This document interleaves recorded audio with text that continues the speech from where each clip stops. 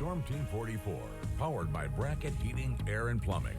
All right, so what's been a pretty busy work week thus far will remain a busy work week as we end our Friday with some more showers and storms heading into the afternoon. Not just yet. It's still quiet on that Evansville west-facing camera. Plenty of blue sky and sunshine, but clouds are beginning to increase. You can see it pretty well on the satellite imagery. A good bit of clouds coming in from the west and not much farther towards the southwest. We've got some storms heading our way.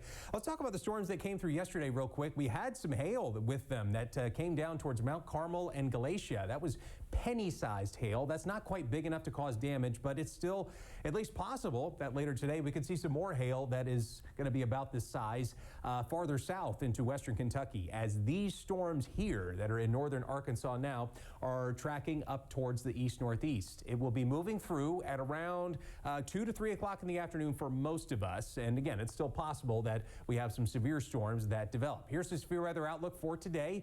The highest threat for severe storms will be farther south of us towards Nashville, central Kentucky, London, Kentucky, places like that. Zooming in a little bit closer, it is still possible that we'll get some severe storms today, but mainly along the Ohio River and points down towards the south. As you go down I-69 towards Madisonville and then 165 towards Hartford, that's where the strongest storms are going to be for later this afternoon. So let's time it out. For around 1 to 2 o'clock this afternoon, that's probably when we need to start having our guard up for possible strong to severe storms. Here it is moving east at around 3 to 4 o'clock through Owensboro, Hartford, Central City, places like that. That's where we have the best potential for damaging winds or some hail today. Not anticipating any tornadoes, although it's not impossible that we get a quick tornado warning. So please be mindful that on your way home from work or school later today, it's going to be kind of busy in the weather department. Towards the tail end of the evening commute, around 6, 7 o'clock, things are starting to quiet back down. We'll keep with mostly cloudy skies for late this evening with just an occasional shower possible, but not expecting anything stormy for your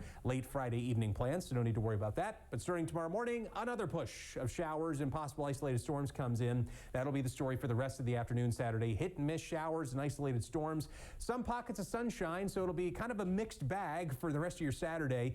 But for Sunday, it looks still kind of messy. What's called a cutoff low is going to be developing towards the east. That means for us just more moisture and cooler temperatures for the weekend ahead, and just overall unsettled weather, as cutoff lows are notoriously tricky to forecast for. Any little wobble can cause big changes in the forecast.